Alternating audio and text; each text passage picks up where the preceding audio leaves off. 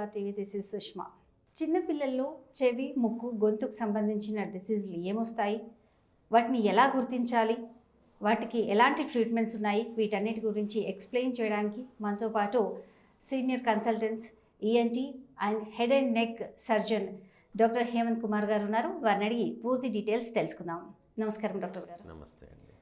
Doctor గారు, చిన్నపిల్లలు అంటే చాలా పసిబిడ్డలు, వాళ్ళు చెప్పలేరు, ఏది చెప్పలేరు నిజానికి. సో వాళ్ళకి ముక్కులో ఇన్ఫెక్షన్స్ కానీ, గొంతులో కానీ, చెవులో కానీ ఎలాంటి ఇన్ఫెక్షన్స్ వచ్చే అవకాశం ఉంది, ఎలాంటి వాళ్ళకి వచ్చే అవకాశం ఉంది? చిన్నపిల్లల్లో ముఖ్యంగా అంటే శిశువుల్లో పుట్టిన పిల్లల్లో నుంచి 1 year 2 years వరకు మెయిన్గా వాళ్ళకి చెవులో ఇన్ఫెక్షన్స్ రావడానికి ఎక్కువ అవకాశాలు ఉంటాయండి. ఓకే. ఎందుకంటే మనకు ముక్కు నుంచి మధ్య చెవిలో కూడా మనకు బయట మధ్య లోపల చెవి అని 3 భాగాలు ఉంటాయి. ఈ మధ్య చెవి నుంచి ముక్కుకు ఒక చిన్న ట్యూబ్ కనెక్షన్ ఉంటుంది. దాన్ని యూస్టాచియన్ ట్యూబ్ అంటారు.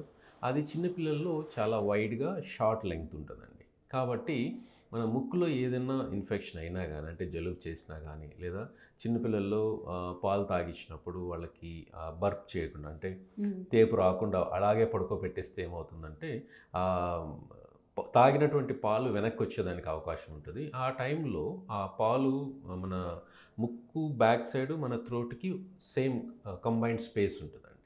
దాని ద్వారా యూస్టాచియన్ ట్యూబ్ నుంచి మిడిల్ ఇయర్కి స్ప్రెడ్ అయ్యి అక్కడ ఇన్ఫెక్షన్స్ వచ్చేదానికి అవకాశాలు ఉంటాయి. సో దీన్ని మిడిల్ ఇయర్ ఇన్ఫెక్షన్స్ అంటే కామన్గా చూస్తూ ఉంటాం. సో ఇది చాలా మంది పిల్లల్లో ఉంటుంది. కొంతమందిలో ఇన్ఫెక్షన్ ఎక్కువయ్యి చీము పట్టి చీము కూడా బయటకు వచ్చేదానికి అవకాశాలు ఉంటాయి. అంటే చెవులో నుంచి చెవితరం రంధ్రం చేసుకొని చీము బయటకు వచ్చేదానికి అవకాశం ఉంటే దాని మీద సూపర్ అటెడ్ బ్యాక్టీరియల్ ఇన్ఫెక్షన్ రావడం వల్ల. సో దీన్ని మనం మెయిన్గా గుర్తించాల్సి ఉంటుందండి. అంటే పిల్లలు ఎక్కువగా వాళ్ళు చెప్పలేరు కాబట్టి ఎక్కువగా ఏడుస్తూ ఉంటారు. సో వాళ్ళ వే ఆఫ్ ఎక్స్ప్రెషన్ ఎక్కువగా ఏడవడం కాబట్టి పెయిన్కి చాలామంది ఏంటంటే చెవిలో వేలు పెట్టుకొని చూసుకుంటూ ఉంటారు, ఎక్కువగా చెవిలో రబ్ చేస్తూ ఉంటారు. సో అలాంటి ఉన్నప్పుడు, లేదా బయట ఉన్నటువంటి దీన్ని పిన్నా అంటారండి, ఇది కాస్త ఎర్రగా అయినా అంటే ఇన్ఫ్లేమ్డ్గా ఉన్నప్పుడు కూడా మనకు డౌట్ వస్తుంది అనమాట. డౌట్ రావాలి, చెవిలో ఏదో ప్రాబ్లం ఉంది, అందుకే బేబీ ఏడుస్తుంది, లేదా బేబీ మాటికి చెవిని రబ్ చేస్తూ ఉంటుంది అనేసి. సో ఇది మెయిన్గా లక్షణం అండి. అంటే డెఫినెట్గా ఇయర్ ఎగ్జామినేషన్ అనేది బేబీ అంటే కొంతమందిలో మనకి బేబీ ఎందుకు ఎక్కువగా కంటిన్యూస్గా ఏడుస్తుందంటే ఇయర్, నోస్, థ్రోట్ అనేది కంపల్సరీగా ఎగ్జామిన్ చేయాల్సిన అవసరం ఉంటుందండి. చెవిలో ఇన్ఫెక్షన్ ఉంటుంది. అలాగే చిన్నపిల్లలు కొంతమంది పూర్వకాలంలో కానీ ఇప్పుడు కూడా కొంతమంది విలేజెస్లో ఏం చేస్తారంటే పుట్టిన పిల్లలకి చెవిలో ఆయిల్ వేయడం కానీ, ఆముదం వేయడం కానీ చేస్తూ ఉంటారు. అది చాలా రాంగ్ ప్రాక్టీస్ అండి. ఎందుకంటే ఆయిల్ అనేది తొందరగా డ్రై అవ్వకుండా చెవిలో అలాగే ఉండిపోతుంది. అదొక హ్యూమిడ్ ఎన్విరాన్మెంట్ తయారయ్యి అక్కడ దాని మీద ఫంగల్ ఇన్ఫెక్షన్స్ వచ్చేదానికి అవకాశాలు ఉంటాయి. ఈ ఫంగల్ ఇన్ఫెక్షన్స్ వల్ల కూడా చిన్నపిల్లలు ఎక్కువగా ఏడుస్తుంటారు. ఇలా ఫంగల్ ఇన్ఫెక్షన్ వచ్చిన పిల్లల్లో ఏంటంటే చెవి నుంచి బ్లాక్ కలర్డ్ డిశ్చార్జ్, అంటే నల్లగా ఒక డిశ్చార్జ్ వచ్చేదానికి అవకాశం ఉంటుంది. చాలా సివియర్ పెయిన్ కూడా ఉంటుందండి.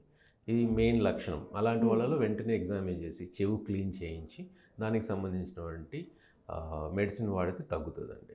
మెయిన్గా చిన్నపిల్లల్లో చెవులు డ్రైగా పెట్టుకోవాలి, లేదంటే ఇన్ఫెక్షన్స్ వచ్చే అవకాశం ఉంటుంది. కానీ చాలామంది మనం చూసి మీరు చెప్పినట్టుగా ఆయిల్ వేయడం అయితే చేస్తుంటారు. అలా ఆయిల్ అని కాకుండా ఇంకేదైనా డ్రాప్స్ లాంటివి ఉంటాయా? మరి చిన్నపిల్లల్లో వీలైనంత వరకు మెడిసిన్ తక్కువ వాడితే మంచిదండి. ఎందుకు అంటే కొన్ని రకాల మెడిసిన్ చెవిలో హియరింగ్ మీద ఎఫెక్ట్ ఉంటుంది. అంటే జెంటామైసిన్ అనే ఒక మెడిసిన్ ఉంటుంది. అలాంటి డ్రాప్స్ వాడితే డెఫినెట్గా బేబీ యొక్క హియరింగ్ మీద ఎఫెక్ట్ చూపిస్తుంది. కాబట్టి డాక్టర్ యొక్క సలహా లేకుండా ఎటువంటి మందులు వాడకూడదు. చూపించిన తరువాతనే ఒకవేళ అవసరం అయితేనే చెవిలో మందులు, యాంటీబయాటిక్ మందులు వాడాల్సింది. ఇప్పుడు కోల్డ్ అయితేనే థ్రోట్ ఇన్ఫెక్షన్ వస్తుందంటారా, లేకుంటే థ్రోట్కి ఎలాంటి ఇన్ఫెక్షన్స్ ఉంటాయి చిన్నపిల్లల్లో ముఖ్యంగా మనకు కనిపిస్తుంది? చిన్నపిల్లల్లో అండి డెఫినెట్గా అలర్జీ ఉన్న వాళ్ళలో ఎక్కువగా వాళ్ళు గురవుతుంటారు అనమాట. అలాగే చల్లటి పదార్థాలకి, చల్లని ఎన్విరాన్మెంట్కి గురైనప్పుడు వాళ్ళకి సివియర్గా థ్రోట్ పెయిన్ ఉంటుంది. ఇందులో మెయిన్ లక్షణం, మనకు డౌట్ రావాల్సిన లక్షణం ఏంటంటే పిల్లలు ఆహారం తీసుకోరు, పాలు తాగడానికి ఇబ్బంది పడతారు, మింగడానికి ఇబ్బంది పడతారు. అప్పుడు మనకు డౌట్ రావాలి, ఏదో గొంతులో ఏదో ప్రాబ్లం ఉంది. అందువల్ల ఎగ్జామిన్ చేసినప్పుడు గొంతు ఎర్రగా ఉంది లేదా బేబీ ఏడుస్తున్నప్పుడు కొంతమంది గమనించగలుగుతారు. బాగా ఎర్రగా ఉంది అంటే డెఫినెట్గా థ్రోట్లో ఇన్ఫెక్షన్ ఉంది, కాబట్టి డెఫినెట్గా ట్రీట్మెంట్ తీసుకోవాల్సిన అవసరం అయితే ఉంటుందండి. ఈ జలుబు చేయడానికి థ్రోట్ ఇన్ఫెక్షన్కి కొంత కనెక్షన్ ఉంటుందండి. జనరల్గా చల్లటి ఎన్విరాన్మెంట్ వల్ల ముక్కు ఎఫెక్ట్ అవుతుంది, అలాగే గొంతు కూడా ఎఫెక్ట్ అవుతుంది. బర్న్ బేబీస్ కాకుండా కొంచెం పెద్దగా అయిన తర్వాత చాలామంది పిల్లల్లో చెవు నొప్పి అని ఏడుస్తుంటారు. అది ఎందువల్ల అంటారు? అది మెయిన్గా మనకి కొంత చిన్న పిల్లల్లో చాలా వరకు కామన్గా చూసేది ఫారిన్ బాడీస్ అండి. వాళ్ళకి తెలియకుండా కొన్ని బీడ్స్ కానీ లేదా వెజిటబుల్ పప్పులు కానీ ఏదంటే పెట్టేసుకుంటారు లోపల. అది వాళ్ళు చెప్పలేరు. పేపర్లు కానీ పెన్సిల్ కానీ పెట్టేసుకుంటారు. అది అలాగే ఉండిపోయి దాని మీద ఇన్ఫెక్షన్ రావడం వల్ల ఎక్కువగా వాళ్ళకి నొప్పి రావడం, చెవులో నుంచి చీమకారం జరుగుతూ ఉంటుంది. అలాగే పిల్లలు తెలియక పిన్నుతో కానీ పెన్సిల్తో లోపల పెట్టేసుకొని దాన్ని రబ్ చేస్తూ ఉంటారు. అలా జరగడం వల్ల ఏమవుతుందంటే అక్కడ డ్యామేజ్ జరిగి దాని మీద ఇన్ఫెక్షన్స్ వస్తాయి. అలాగే చెవితెర రంధ్రం పడడానికి కూడా అవకాశం ఉంటుంది. చెవితెర రంధ్రం పడినప్పుడు వాళ్ళ హీరింగ్ తగ్గిపోవడానికి కూడా అవకాశం ఉంటుందండి. వాటికి ఏమైనా సర్జరీస్ అవసరం ఉంటుందా? జనరల్గా ఇప్పుడు మనము చెవితెర రంధ్రం పడింది అనుకోండి, కొంతమంది అంటే బాంబుల దగ్గరికి వెళ్ళి దీపావళి అప్పుడు బాంబులు దగ్గర పేలినప్పుడు కానీ లేదా ఎవరైనా కొట్టినప్పుడు కానీ చెంప దెబ్బలు లాంటివి కొట్టినప్పుడు లేదా పిన్స్ కానీ పెన్సిల్స్ కానీ పెట్టుకున్నప్పుడు రంధ్రం పడుతుందండి. దీన్ని ట్రమాటిక్ పర్ఫరేషన్స్ అంటారు. దాంట్లో కూడా సైజుని బట్టి ఉంటుందండి. చిన్న సైజు పర్ఫరేషన్స్ ఉన్నాయనుకోండి 3 వీక్స్ 4 నుంచి 4 వీక్స్ లోపల దానంతటా అదే హీల్ అయిపోయేదానికి అవకాశం ఉంటుంది. 3-4 వీక్స్ తర్వాత కూడా హీల్ కానప్పుడు మనం సర్జికల్గా కొత్త తెర వేయాల్సి వస్తుందండి. ఈ 3-4 వీక్స్లో ఏం చేయాలంటే చెవిలో నీళ్లు పోకుండా జలుబు చేయకుండా ప్రికాషన్స్ తీసుకుంటే చాలా వరకు దానంతరం అది హీల్ అయ్యేదానికి అవకాశం ఉంటుంది. పిల్లల్లో జలుబు వచ్చినప్పుడు కూడా చెవు నొప్పి వచ్చే అవకాశం ఉందంటారా? అవునండి, ఎందుకంటే నేను ఇదివరకు చెప్పినట్టు ముక్కు నుంచి చెవికి కనెక్షన్ ఉంటుంది కాబట్టి ఆ జలుబు చేసినప్పుడు ఆ ఇన్ఫెక్షన్ ఇక్కడి నుంచి అక్కడికి ట్రాన్స్మిట్ అయ్యి ఓటైటిస్ మీడియా అంటారు, ఇన్ఫెక్షన్స్ వచ్చి మధ్య చెవులో పెయిన్ రావడానికి అవకాశం ఉంటుంది. అలాగే కొంతమందిలో ఓటైటిస్ మీడియా విత్ ఎఫ్యూజన్ అంటారండి. ఎందుకంటే ఆ నెగిటివ్ ప్రెషర్ వల్ల ట్యూబ్ క్లోజ్ అయిపోయి నెగిటివ్ ప్రెషర్ వల్ల మిడిల్ ఇయర్లో కాస్త ఫ్లూయిడ్ అనేది కలెక్ట్ అవుతుంది. ఆ ఫ్లూయిడ్ కలెక్ట్ అవ్వడం వల్ల చిన్నపిల్లలు వినికిడి టెంపరీగా తగ్గుతుంది అనమాట.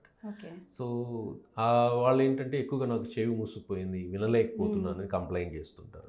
అలాంటి వాళ్ళలో సింపుల్ మెడిసిన్ తోటి ఆ ట్యూబ్ని ఓపెన్ చేయడం ద్వారా మళ్ళీ నీళ్లు బయటకు వచ్చేస్తాయండి. అప్పుడు ఇది రివర్సిబుల్ ప్రాసెస్, మళ్ళీ వాళ్ళు వినగలుగుతారు అనమాట. ఒక ఇంపార్టెంట్ క్వశ్చన్ డాక్టర్ గారు, ప్రీమెచ్యూర్డ్ బేబీస్ వాళ్ళకి ఐ చెకప్ చేయిస్తారు 4 years 5 years, ఇయర్ చెకప్ కూడా చేయిస్తారు. ఎంతవరకు చేయించాలి, ఎంతవరకు వాళ్ళు సేఫ్గా ఉంటారు? ఇయర్ చెకప్ ప్రతి ఒక్కరికి చేయించాలండి.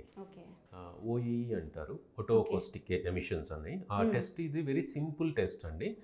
పుట్టిన ప్రతి ఒక్కరికి పుట్టిన 2 రోజులు 3 రోజుల లోపల ఈ టెస్ట్ చేయొచ్చండి. ఒక చిన్న మైక్రోఫోన్ లాగా ఉంటుంది, ఇయర్ ఫోన్ లాగా బేబీ దగ్గర పెడితే దానంతట అది రికార్డ్ అవుతుంది.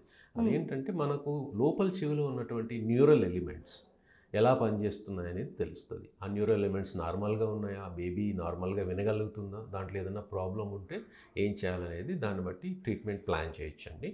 ఇది కొన్ని గవర్నమెంట్స్ కంపల్సరీ చేస్తాయి, అంటే పుట్టిన ప్రతి ఒక్కరికి ఈ ఓఏ టెస్ట్ అనేది కాకుండా ప్రతి ఒక్క పుట్టిన ప్రతి బిడ్డకి ఈ పరీక్ష చేస్తే ప్రిమచ్యూర్డ్ అనే కాదు అందరికీ ఈ పరీక్ష చేయాల్సి ఉంటుందండి. చేస్తే వాళ్ళకు వెంటనే తెలుస్తుంది అనమాట ఎలాంటి ఏమన్నా ప్రాబ్లమ్స్ ఉన్నాయో లేవో. మీరు అన్నట్టు ప్రిమచ్యూర్డ్ బేబీస్ కానీ అలాగే మేనరికం వల్ల పుట్టినటువంటి పిల్లల్లో కానీ ఇన్నర్ ఇయర్లో న్యూరల్ ఎలిమెంట్స్ డ్యామేజ్ అయ్యేదానికి అవకాశం ఉంటుంది. వాళ్ళకు పుట్టుకతో మూగ చెవుడు డెవలప్ అవుతుంది.